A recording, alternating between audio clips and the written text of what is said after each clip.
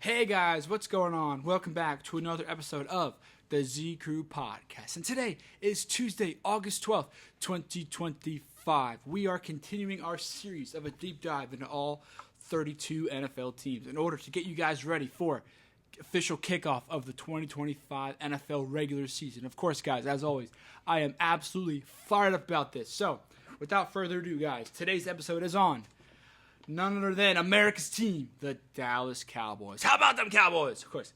Sorry about that, guys. So, of course, 2024 was a season the Cowboys would like to forget last season.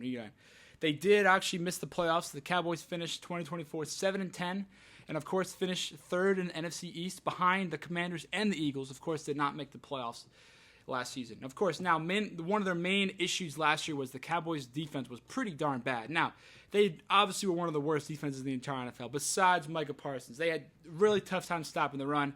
It felt like any team that was going to play the Cowboys would rush for at least 200 yards. It felt like it. Again, their defense was really bad last year, so you're not going to be able to win many games when you have a pretty bad defense, especially if they can't stop running water. Now, of course, also last year, the Cowboys, unfortunately for them, their star quarterback, Dak Prescott, did suffer a season-ending hamstring injury in their Week 9 game against the Falcons. So, again, he did miss most of the regular season. Of course, we saw Cooper Rush fill in for him, and he started 8 games, but obviously did not play very well because, again, you got to have Dak Prescott out there.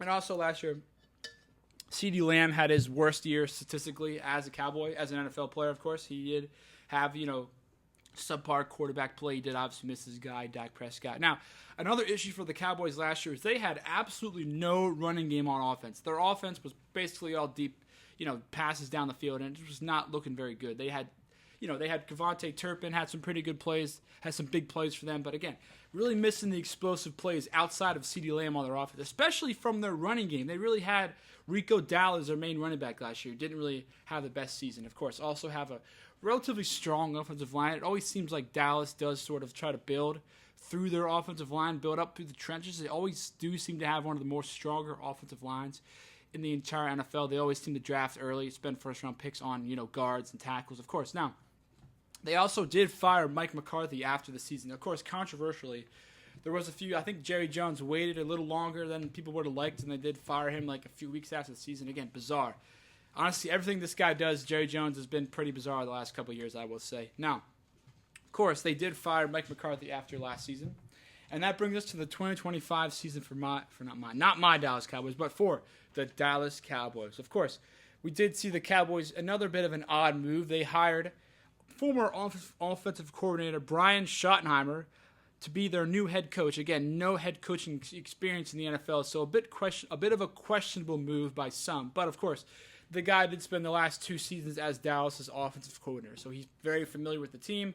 Obviously knows the scheme very well. The players won't have to change scheme at all very much, so that's obviously helpful for them.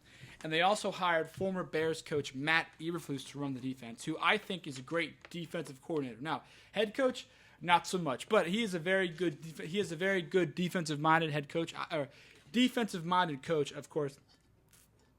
Obviously a perfect fit for their defensive coordinator, who obviously, like I said before, the Cowboys' defense was historically bad last season. So anything to improve from last year, of course, they're looking for that. Now, of course, you cannot talk about the Cowboys without their crazy and delusional owner. I'm sorry for that. I'm just saying how I see it, guys. Of course, Jerry Jones, to me, is very insane. Right now, he's choosing to beef with his guy, Micah Parsons, for absolutely no reason. Of course, look back at last season. If you guys remember last year, the talk was about Dak Prescott's contract, and he waited all the way until the day of opening day against the Browns Week 1 for him to sign his contract. Very bizarre from my understanding. Of course, I don't know why he's doing that. And of course, there's no question the Cowboys should pay Micah Parsons. He is, in my opinion, the best defensive player in the entire NFL. And of course, his owner, Jerry Jones, decided to take shots at him, and among other players as well, but mainly Micah Parsons. He's kind of been taking some shots at Micah. Again, I don't know why you're trying to piss off your guy. I don't get it, especially when your defense has been really bad the last couple of years. I don't know why you don't. Doesn't seem very in much of a hurry to sign Micah here. So again, I'm not sure what that's about. Micah has sort of been holding in. He did request a trade a couple weeks ago, so that's something to keep an eye on. I don't see him getting traded, of course.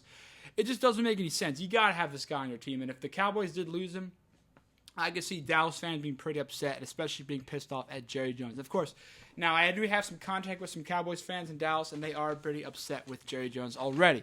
Of course, he's been up with the shenanigans for some time now. But anyway, guys, of course, my main thing is they definitely got to pay Mike. I'm not sure what they're waiting for. But anyway, guys, the Cowboys did have a pretty busy offseason. Of course, they made the big splash trade. They traded for former Steelers wide receiver George Pickens, who I do think will be a good fit next to CeeDee Lamb.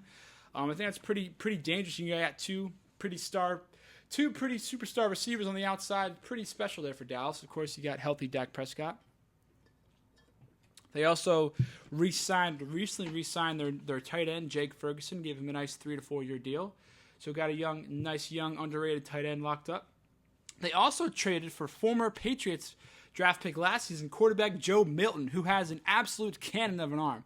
And he's somebody to keep an eye on. I did watch him play in the preseason. He did look very good, so I would definitely keep an eye on for him. Not that anything's going to happen to Dak, but of course they do have a pretty good backup, a young, interesting backup in Joe Milton at quarterback. They also signed some guys on their defense. As mentioned before, they signed defensive end Solomon Thomas from the New York Jets. Again, I think it's a pretty good addition to a much-needed defense, a definitely defensive line that needs to help stop the run next season. They also signed a guy that I was surprised was available. From the Saints, they signed edge rusher Peyton Turner from the New Orleans Saints, who, again, is a pretty young guy, and I'm pretty surprised the Saints actually let him go. I'm pretty surprised he was not, thought of to be more of a desire to keep this for the Saints to bring him back. And, of course, he did sign with Dallas on a 1-year deal, so I expect him, to be a pretty good addition to a much-needed defensive line. Of course, the Cowboys also lost DeMarcus Lawrence to the Seahawks this offseason. Again, another one of their mainstays on defense. They did lose him, so it will be interesting to see how they end up replacing him. And then here's another underrated signing. I do like the Cowboys signed running back Javonte Williams, who I'm also very high on. I think he could definitely be their running back one starting the season. Again, another underrated fantasy guy, potentially Javonte Williams. Of course, spent some time with the Denver Broncos. But again, they really had no running game last year, so I think if you're adding him, they also added Miles Sanders as well. So 2 okay running backs. I think they'll definitely be better than last season.